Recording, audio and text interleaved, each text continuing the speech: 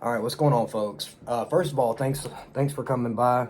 Throw me some love if you don't mind. Throw me a subscribe if you will. It's just what it is. As you can see, I'm sitting in front of a barren wall. I've taken a lot of stuff down in my house. As I said in my prior video, I'm actually selling everything here where I live in Georgia and moving to Thailand, which I continue to remind everyone. But I wanted to talk about something that I experienced today that was just something worth making this video about. And the friends of mine I talked about in my prior video, it's an older couple. They're about 60 years old, and I've known them for about 10 years. And the wife is from, they live in Seattle. The wife is from Thailand, born and raised family. She has a place there. He's from America, but he visited there like 30-something years ago, and they've been married ever since. And they live in Seattle now, but I get a lot of advice from these people. And I'm telling you, it's opened my mind in such a way that I've never experienced here in the States. First of all, how helpful people from Thailand are, and how welcoming they are when it comes to rolling out the mat for newcomers, people that are considering learning their culture and their language. And folks, it literally, I can't even begin to get into how much information this woman has sent me. How many, I mean, every day, literally trying to put me on game, put me in contact with people to help set up apartments in multiple different cities. Just depends on where I want to go, to everything. But she sent me something about a week ago, and this is what I want to talk about and focus on today in this video. About a week ago, she sent me a location for a place in Atlanta, which is, you know, an hour or so away from where I live. It's a Buddhist temple in Atlanta. And she sent me this thing. And, you know, I've talked about, I'm an introverted person. I don't do church and all that stuff. But I said, fuck it, and went because of, you know, I owe it to at least follow through for my friends, or, you know, because of how much they've done for me. So I literally got up this morning. It's been raining all day, and I drove to this Buddhist temple. And I've never in my life experienced anything like this.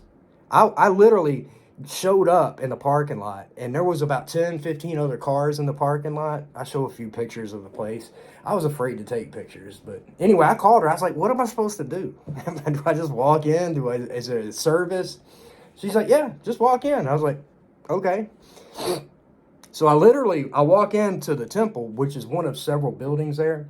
And I walk in, and you take your shoes off when you go in. And there's literally like 3 or 4 different groups of people, like 2-3 people each, if you will, kind of scattered, just sitting on the floor in their socks, just like I was. And there was a monk that was sitting on the other side of the building. And people would literally come in bringing bags of rice and bottled water, stuff like this. And I'm just sitting back, like I literally sat, like right when you come in the door, I sat all the way up against the wall, like out of the way.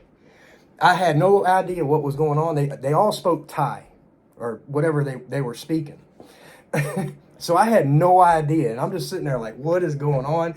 They literally would walk in, they'd have a seat in the floor, and the monk would, he would have some people come sit in front of him for a minute, and they would bow, they'd say their things, and then he would, you know, and then that was over. And then he'd call somebody else. And these monks are very humble people. So I got to be honest and talk about this. Like, this monk barely spoke English. There was another group of people there, and there was one girl in that group that spoke both Thai and English fluently. So she translated for me, and I'm sitting in the very back on the other side of the synagogue or whatever, the temple. Like, I'm probably 50 feet away from them. And this girl just quietly turns around. She goes, hey, sir, because they don't speak loud. You can't even raise your body height above a monk. When they're sitting down, you don't want to stand over them. You don't want to look down on them. It's disrespectful. So I like literally, she turned around quietly and said, hey, he wants to pray for you. I said, what do I do? Like, literally, I didn't have no bags of rice. I didn't have nothing. So anyway, it was fine. It worked out good. I went and sat, like, kneeled, and he looked at me and he goes, 10 minutes. And I'm guessing, like, I didn't know what he meant by 10 minutes. But he literally chanted over me for like 10 freaking minutes, and my knees were killing me. Like you get on your knees and you bow in respect. As I said, you got to remain lower in elevation to the monk. And he's got a straw thing, and he's like flicking water on me at certain points. And it was, folks, I want to say this experience was wonderful. It really was. It was one of the most humbling things I've ever done in my life, and I had no clue what I was getting into. But we got done, and I started talking to the people that were translating for me originally, you know, the ones that turned around and told me, you know, whatever. So when the monk gets done doing his thing, you turn into the Buddha and you kneel 3 times in coordination with everyone else, all at the same time. So there's that. But anyway, so I started asking questions like, what is that statue? What is this statue? Why is there a bowl in front of it? Why is there this and that? And then they proceeded to tell me that the monks that live there and service that place, they cut the grass, they take care of everything, keep up with the upkeep of the place. The monks that live there do not survive unless people literally come in and cook for them and bring food. Literally. That is the vow they've taken. And I was just like, holy shit. I was so taken back. You know, I didn't say that, but these monks literally take such a vow that they're not even going to worry about their sustenance. And people show up. And literally every day they make their meals and they serve them first. And when the monks are done, all that food is put up or sent with you. They tried to send me home with a box full of shit. I didn't even know what was in half of it.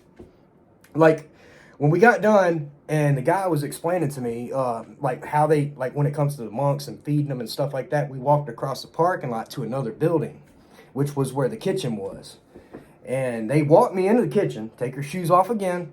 We went in the kitchen and there was literally like 30 women in there just, I mean, throwing down in that kitchen. These women were just, I mean, they were throwing down, putting it down, getting the food ready, like dishes, like cutting stuff, like moving boxes, coordinating, telling others what to do. It was amazing. And it just really hit me how selfless these people are. How selfless these people are. And what was ironic was the guy that I was talking to, it was a group, it was 3 people, it was 2 guys and a girl. They were all from the military here in the States, and they just happened to be stationed in Atlanta. So they came to a thing today to pay their respects. And they brought a bag of rice, they brought some water, some other drinks, and some like certain vegetables or whatever. Like people literally donate everything to take care of these guys. And it just showed me something that a lot of us have forgotten. And when I was out there talking to the guy, like after I seen all this and I was blown away in the kitchen, I wish I could have took a picture, but I didn't want to be disrespectful. I don't know all of that yet. I did take a couple pictures of the temple. I took one inside. There you are. That's all I've got. I'm sorry. But it blew my mind. It was so humbling. And I'm talking to him, and the guy's like, it's a good decision to move to Thailand, basically what I was going over it and whatnot. And he asked why. And I said, this is the culture. This was the idea that was sent to me by someone else. This is how things are starting to work out. And even when it comes to Buddhism, and I'm not saying I'm some Buddhist or anything. No.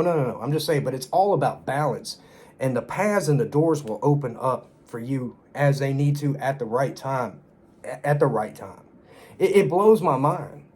Like how many doors have been sent my way and just easily opened up that are showing me exactly what to do. Literally doing this today is something I would never do. How many people invite me to church? I'm not going. But I actually did go to this. And I'm glad I did. It was something completely different. It was amazing. I'm going back March 5th, which is their New Year's.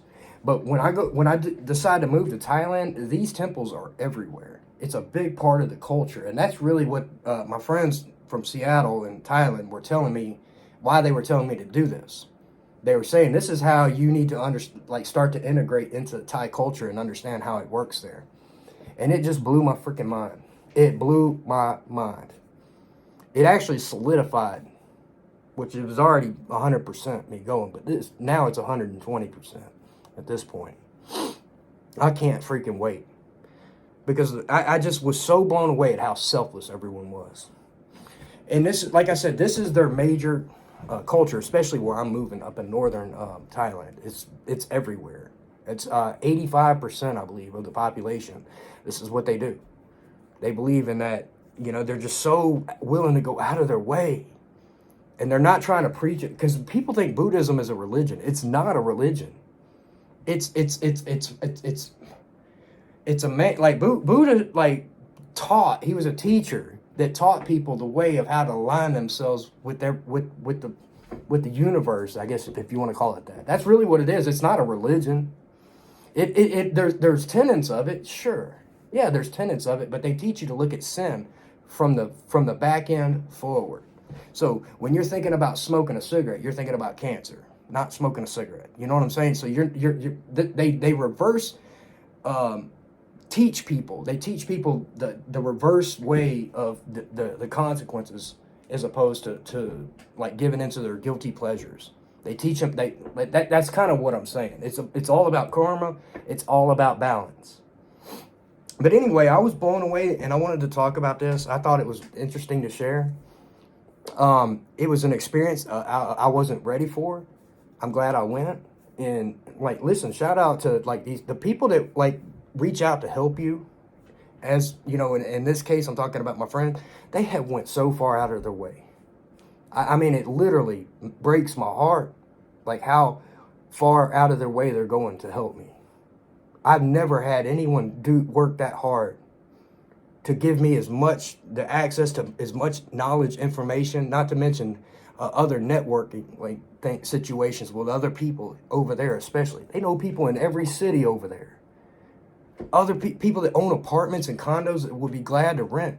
Like I have more than one place I can go at this point. Like if I just go with the people they know. This is what I'm saying. It blows my mind. When doors open, they open, and it's freaking easy. You're not going to second guess. You're not going to doubt. You're going to see how plain it is, how straightforward it is when it comes to this decision. Everything is going to fall into place, and you're just going to say, oh, boom, boom. You're just checking off the list, and you know it. Now, will there be hiccups? There could be, sure, absolutely. But I just wanted to say that whereas I was 100% before, I'm 120% now. Seeing that this is the type of culture that you're walking into, and this is the truth. I'm not saying everyone's like this. No. But I think this is where Americans have totally forgot. Totally forgot. And this is why Americans, or the West, is gone. The West is gone. It lost its way. People don't care about their neighbors. They don't care about any of that shit. And that's what I said in one of my other videos, that I don't want to lose myself anymore when it comes to people. Because I do like people. Some people. Most people ain't worth it. But, you know, I know there's good people out there. But I don't want to lose what's left. Because if I stay here, I will. Now, with that said, shout out, folks. Listen, maybe you'll decide to do this. When I watch my videos and I listen to what my friends are saying about this, there's many expats over there. You're not going to have any problem fitting in or finding a friend, meeting people, networking. People that would be more than glad to like help hook you up with real estate agents. Shit like that. Information you need, passport, immigration things. You know what I'm saying? But you got to stay away from the nightlife. You know, you got to be careful with that, because the people that do go over there to party, yeah, they could be trouble. You know? It's just what it is. But with that said, folks, I love you. Thank you so much for listening to this video. I hope it matters, however insignificant it may seem. It was mind-blowing for me, and it was something that I'll never forget. Anyway, with that said, I love you guys, and I'm signing out.